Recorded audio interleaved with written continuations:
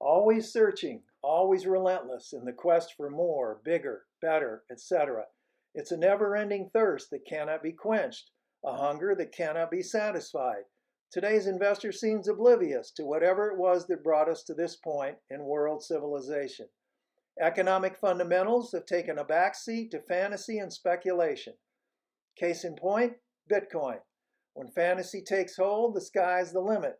There is no logic to the price that Bitcoin and other cryptocurrencies command.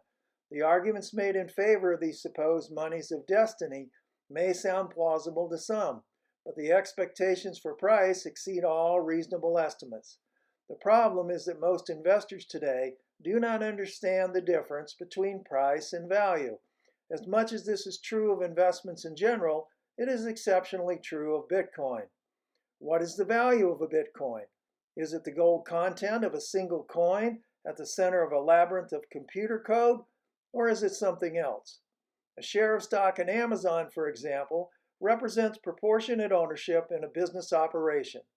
Expectations for growth and profitable operation of the company are based on need and desire for the product or service and the convenience that it offers to consumers.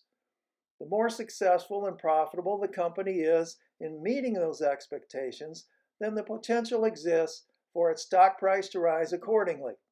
What is it that investors think they are purchasing when they invest in Bitcoin or other cryptocurrencies? Bitcoin is a process for the private transfer of money. The problem is to determine the value of that transfer process and affix a reasonable price to it. If analysts and investors had an inkling as to the true fundamental value of Bitcoin and other cryptocurrencies, then the price differential between Bitcoin and its competitors would narrow considerably.